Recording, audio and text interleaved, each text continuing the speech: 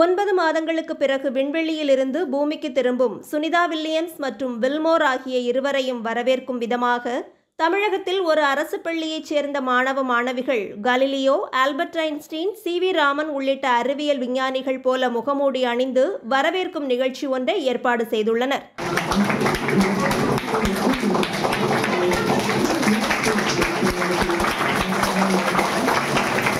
மதுரை மஞ்சனக்கார தெருப்பகுதியில் செயல்படும் சிங்காரத்தோப்பு மாநகராட்சி நடுநிலைப் பள்ளியில் சுமார் 200க்கும் மேற்பட்ட மாணவ மாணவிகள் பயின்று வரும் நிலையில் எந்த ஒரு அறிவியல் சார்ந்த நிகழ்வாக இருந்தாலும் அங்கு மாணவர்கள் கற்றுக்கொள்ளும் வண்ணம் செய்முறை விளக்கம் அளிக்கப்படுவதாக ஆசிரியர்கள் தெரிவித்துள்ளனர். அந்த நிலையில் உலகமே இன்று எதிர்பார்க்கக்கூடிய சுனிதா வில்லியம்ஸ் மற்றும் அவரது குழுவினருடைய பூமியின் வருகையை மையமாக கொண்டு ஆசிரியர்கள் முறையான பயிற்சியை கொடுத்து மாணவர்களுக்கு அதை செய்முறை விளக்கமாக செய்த வீடியோ காட்சிகள் தற்போது கவனத்தை ஈர்த்து வருகிறது.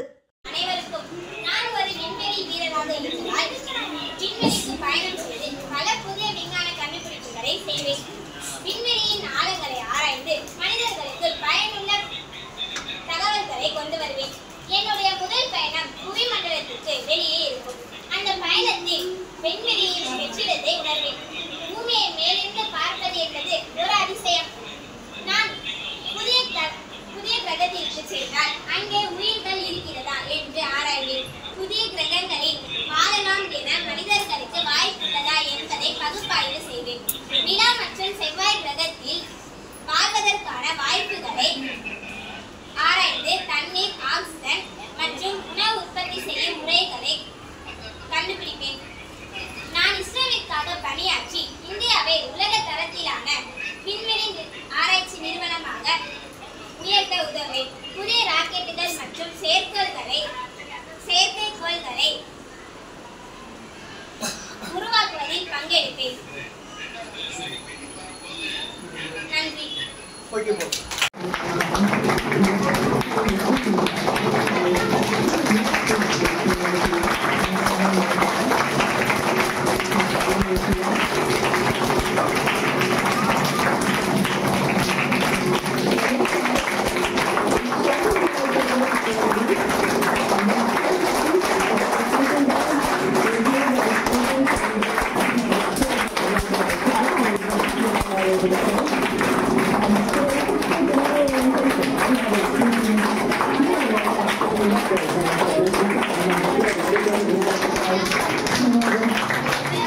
அனைவருக்கும் நான் ஒரு விண்வெளி வீரராக இருந்ததால் விண்வெளிக்கு பயணம் செய்து பல புதிய விஞ்ஞான கண்டுபிடிப்புகளை செய்வேன்.